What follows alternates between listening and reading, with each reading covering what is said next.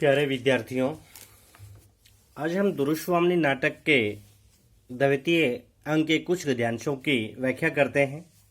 आज का हमारा पहला गद्यांश है पाषाणी। हाँ राजा, पाषाणी के भीतर भी कितने मधुर स्रोत बहते रहते हैं। उसमें मदिरा नहीं, शीतल जल की धारा बहती है, प्यासों की तृप्ति होती है। बेटा, इसमें जो कठिन शब्द है वह है पाषाण। पाषाण का अर्थ होता है पत्थर। मदिरा, मदिरा का अर्थ होता है शराब। और तृप्ति, तृप्ति का अर्थ होता है शांति या प्यास बुझाना या शीतलता पैदा उत्पन्न करना। प्रस्तुत गद्यांश का प्रसंग।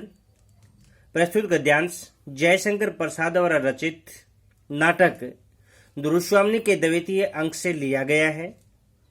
कोमा सकराज को विनम्र बनने के लिए समझाती है, परंतु सकराज को उसकी बातें अच्छी नहीं लगती। वह स्वयं को किसी से छोटा नहीं समझता और कोमा को पत्थर की मूर्ति के समान एक स्थान पर जमे रहने के स्थान पर अपने पास बुलाता है। व्याख्या। कोमा सकराज को उत्तर देते हुए कहती है कि वह वास्तव में पाषाणी अर्थात एक पत्थर की मूर्ति के समान है। वह सकराज को संबोधित कर बताती है कि पत्थर में से ही अनेक जल के छोटे छोटे मीठे झरने बह निकलते हैं। उसमें मदिरा के समान मादक बना देने की नहीं,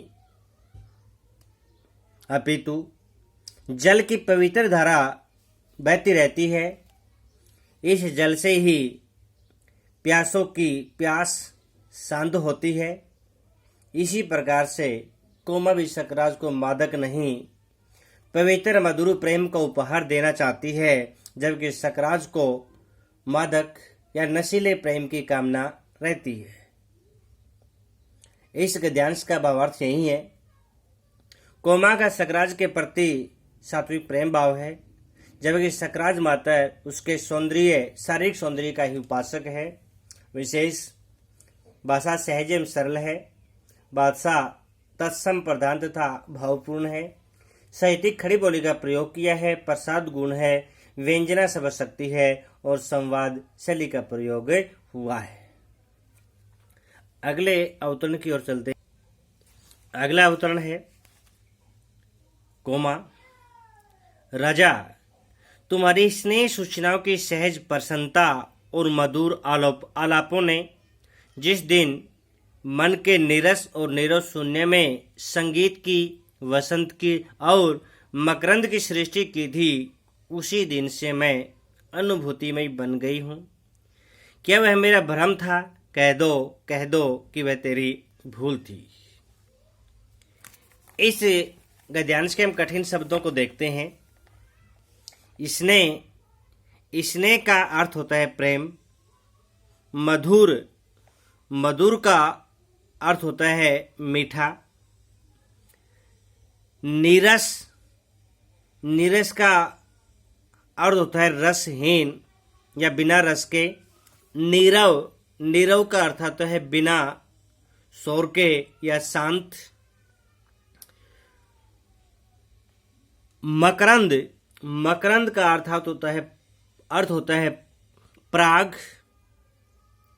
और सृष्टि का अर्थ होता है उत्पत्ति करना। और अनुभूतिमय होता है अनुभूति युक्त। इसका प्रसंग वहीं लिखना है, उसी तरह से लिखना है। उसके बाद हम व्याख्या करते हैं। कोमा सकराज से कहती है कि हे राजन, जिस दिन तुम्हारे प्रेम भरे या प्रेम भरी मुस्कान, प्यारी प्यारी बातों ने मेरे सूखे और रूखे हृदय में संगीत की एक मादक लहर भर दी थी। यौवन में बहार और रस की सृष्टि भर दी थी। उसी दिन से मैं भावुक हो गई थी, तुम्हारे प्रति अनुरक्त हो गई थी। तुम्हारे प्यार ने ही मुझे अनुभूतिमय बनाया है। पर अब बताओ कि क्या वह सब मेरा भ्रम था? क्या मैंने तुम्हें धोखे से प्यार करने वाला समझ लिया था? क्या तुम मुझे प्यार नहीं करते थे? इस गद्यांश का भावार्थ यही निकलता है कि कोमा सकरात से प्रेम करती है, परंतु सकरात पर नारी के प्रेम के प्रति लोलुप है। भाषा शैली केवल वहीं पहले की तरह हमने बतानी है। अगला अवतरण है, राजा, स्त्रियों का स्नेह विश्वास भंग कर देना कोमल तंतु को तोड़ने से भी सहज है, परंतु सावधान होकर उसके परिणाम को भी सोच लो। इसमें वही कठिन शब्द स्नेह का अर्थ होता प्रेम, विश्वास भंग करना, विश्वास तोड़ देना, ये मुहावरा है। कोमल तंतु कहते हैं नाजुक धागा, सावधान सचेत होकर के। प्रसंग उसी तरह लिखना है, परंतु इन पंक्तियां जो पंक्तियां दी गई है, यह मिहिर देव का कथन है। वह राजा को आने वाले जो परिणाम, भयंकर परिणाम है, उनको भुगतने की चेतावनी देता है। वह राजा को समझाता भी है। आचार्य मिहिरदेव सकरात से कहते हैं कि तुम्हारे जैसे अहंकारी पुरुष के लिए नारी के प्यार और विश्वास को ठुकरा देना कोमल धागे को तोड़ने के समान बहुत ही आसान है, सहज है। तुम जो कोमा के प्यार और विश्वास पर कुठाराघात करने जा रहे हो, यह तो आसान काम है, पर इसका परिणाम भयंकर होगा। यह याद रखना, प्रकृति स्वयं तुमसे बदला लेकर रहेगी। इस गद्यांश का यही भावार्थ निकलता है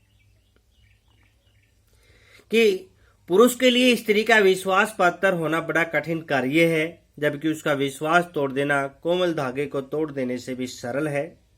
भाषा शैली के बारे में उसी तरह लिखना है हमने। अगला जो हमारा नाट्यखंड है, राजनीति। कहते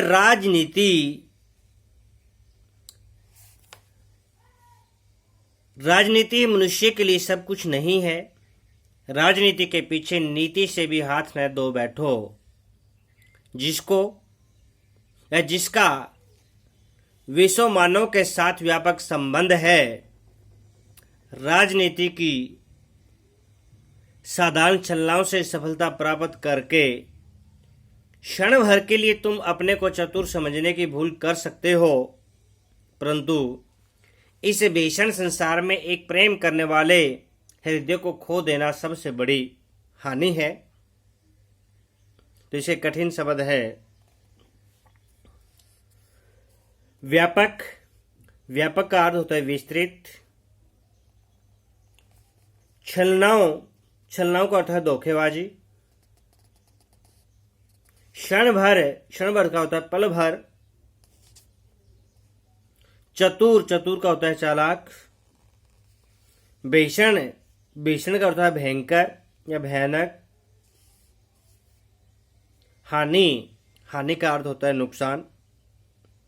ये प्रस्तुत पंक्तियां मिहिरदेव की है और मिहिरदेव कोमा का पक्ष लेते हुए सकरात की भर्त्सना करते हैं। तब वह कहता है कि वे उसके राजनीतिक कार्यों में हस्तक्षेप न करें। इस पर आचार्य मेहरदेव उसे पुनः चेतावनी देते हुए कहते हैं कि सकराज, राजनीति ही सब कुछ नहीं है। मानवता राजनीति से बड़ी चीज है। तुम राजनीति के नाम पर न्याय और नीति खो रहे हो। वास्तव में न्याय और नीति का ही विश्वव्यापी मानवता के साथ घनिष्ठ संबंध है।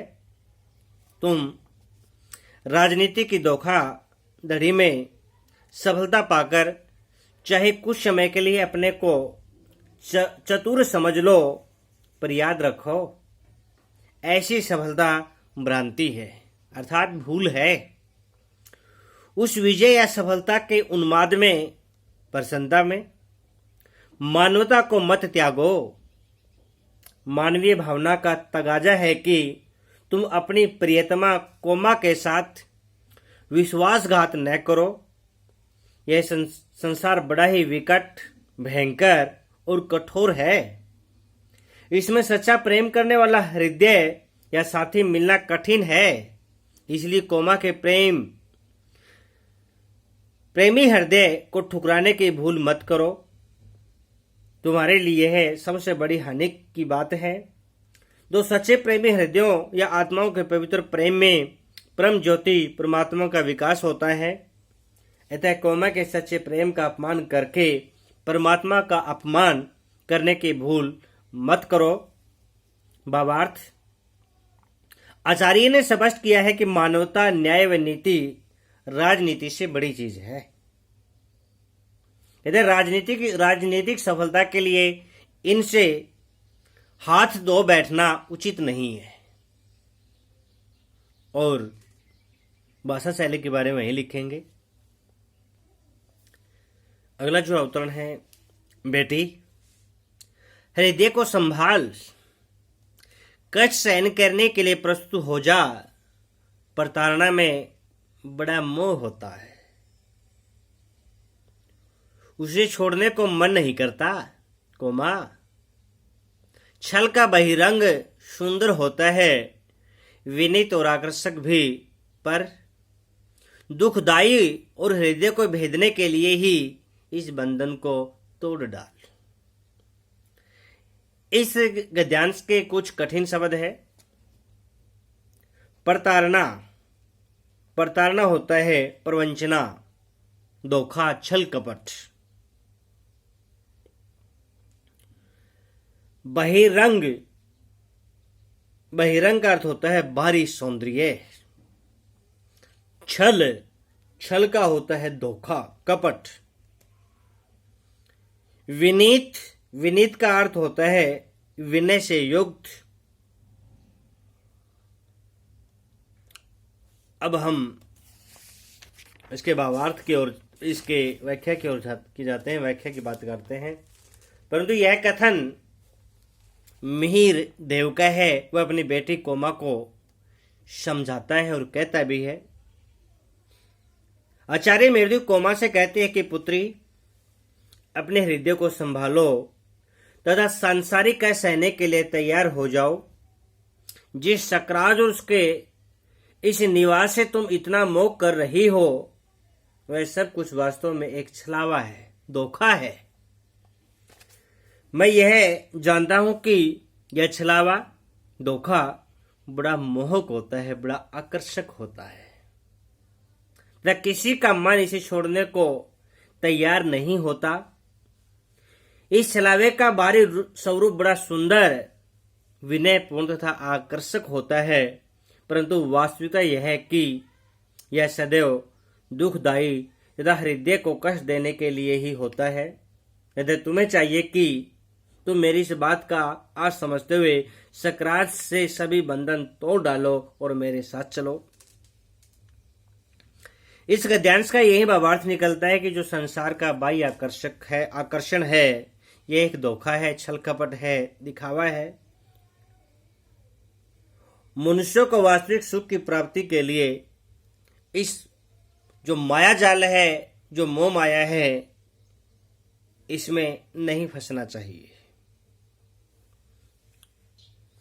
अगला जो अवतरण है, तोड़ डालूं पिताजी, मैंने जिसे अपने आंसुओं से सींचा, वही दुलार भरी वलरी मेरी आंखें बंद कर चलने से मेरे ही पैरों में उलझ गई है। दे दो एक झटका, उसकी हरी हरी पत्तियां कुचल जाएं और छिन होकर धूल में लौटने लगे। ना, ऐसी कठोर आज्ञा न दो। इसमें कठिन शब्द है वलरी। वलरी का अर्थ है लता। छिन होना, खंडित होना, टुकड़े टुकड़ों में बिखर जाना, धूल, मिट्टी, आजा, आदेश या उपदेश। ये कथन कोमा के हैं और वो अपने पिता मिहिर देव से कहती हैं। कोमा अपने पिता मिहिरदेव को संबोधित करते हुए कहती है कि पिताजी, आप चाहते हैं कि मैं प्रेम की उस बेल को तोड़ डालूं अथवा छिन्न भिन्न कर दूं, जिसे मैंने अपने निरंतर बहने वाले आंसुओं के प्रभाव से सींचा है, जिसमें मेरे हृदय का अथाह प्रेम भरा हुआ है। मैं स्वयं यदि अपनी आंखें बंद किए चलते समय उसमें उलझ गई तो क्या उसे स्वयं अपने हाथों से एक झटके में तोड़कर उसकी हरी हरी पत्तियों को धूल मिट्टी में फेंक दूं। अर्थात आपकी आज्ञा अनुसार मुझे ऐसा करते समय हार्दिक दुख होगा। ऐसे गद्यांश में का भावार्थ यही निकलता है कि कोमा के हृदय की प्रेम भावना का वर्णन किया हुआ है।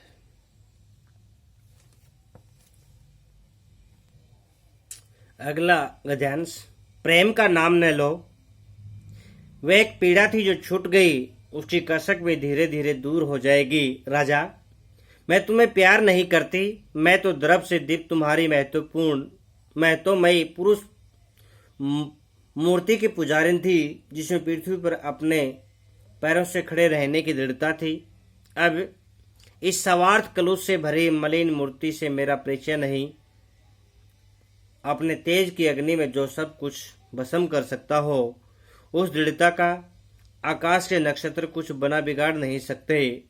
तुम आशंका मात्र से दुर्बल, कंपित और भयभीत हो। तो इस ध्यान से कठिन सा पीड़ा, कष्ट होता है, कसक टीस होती है, द्रव गर्व होता है, दीप्त चमकती हुई स्वार्थ निज हित होता है, कलुष मैल होता है, भस्म नष्ट करना होता है, और आशंका भय होता है, दुर्बल कमजोर होता है। सकराज के आने पर कोमा मंगल की बात सकराज को बताती है तो वह डर जाता है और आचार्यों को वापस बुलाने और उनके कहे अनुसार व्यवहार करने की बात करता है।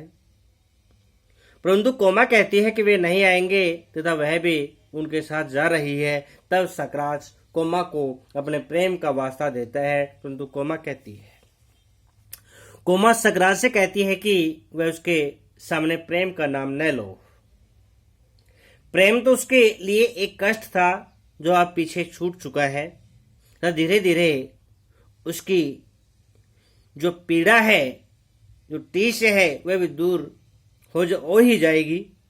वह सकराज से कहती है कि अब वह उसे प्रेम नहीं करती। वह तो उसकी उस पुरुष छवि की दासी थी जो गौरव से चमकती हुई महत्वशाली तथा पुरुष युक्त थी, जिस छवि में वह इस धरती पर अपने पैरों में खड़ा रखने के लिए दृढ़ प्रतिज्ञा दिखाई देता था। कोमा के कहने का अभिप्राय है कि वह तो उस सकराज से प्रेम करती थी जो स्वाभिमानी, आत्मनिर्भर और दृढ़ प्रतिज्ञा था। कोमागे कहती है कि इस समय जो सकराज उसके सामने खड़ा है वह तो केवल निज हित जानता है तथा उसके हृदय में कलुषता अर्थात मैल ही मैल भरा पड़ा है। वह सकराज से बिल्कुल परिचित नहीं है। वह आगे कहती है कि जो व्यक्ति अपने पराक्रम और तेज की अग्नि में सब कुछ नष्ट करने की क्षमता रखता हो, उस दृढ़ पुरुष का आकाश में विचरण करने वाले ये नक्षत्र कुछ भी बना बिगाड़ नहीं सकते, जबकि वह तो आशंका मात्र से कमजोर हो रहा है, कांप रहा है तथा भयभीत हो रहा है। इस गद्यांश से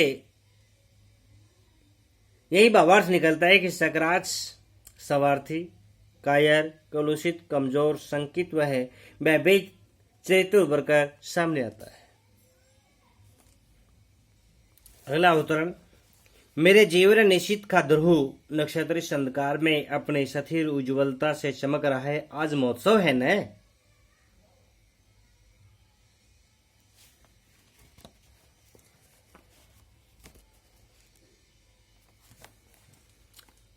गद्यांश की व्याख्या की ओर देखते हैं।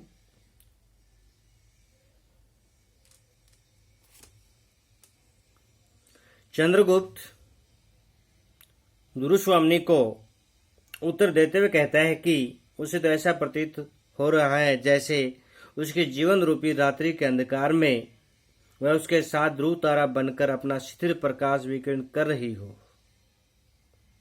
उसे लगता है जैसे आज कोई महान उत्सव दिन हो। दुरुस्वामिनी के रामगुप्त के साथ विवाह हो जाने के बाद चंद्रगुप्त को अपना जीवन अत्यंत निराशापूर्ण प्रतीत होता था, क्योंकि जिसे वह प्रेम करता था वह किसी दूसरे की पत्नी बन चुकी थी। परंतु आज दुरुस्वामिनी के अगले अपने साथ होने पर उसमें नव जीवन का संचार हो गया था। उसे लग रहा था कि उसका प्रेम उसे फिर से प्राप्त हो जाएगा, क्योंकि वह सकराज को परास्त कर दुरुस्वामिनी को अपनी बना लेगा। यह मिलन के क्षण उसे महाउत्सव से प्रतीत हो रहे। इस गद्यांश का भावार्थ यही है, चंद्रगुप्त का दुरुस्वामिनी के प्रति प्रेम भाव व्यक्त हुआ है। उसी तरह भाषा सहज में सरल है, साहित्यिक खड़ी बोली का प्रयोग है, तत्सम प्रधान शब्दों का प्रयोग किया हुआ है, प्रसाद गुण है, वे अभिव्यंजना शब्द शक्ति है, संवाद शैली का प्रयोग हुआ।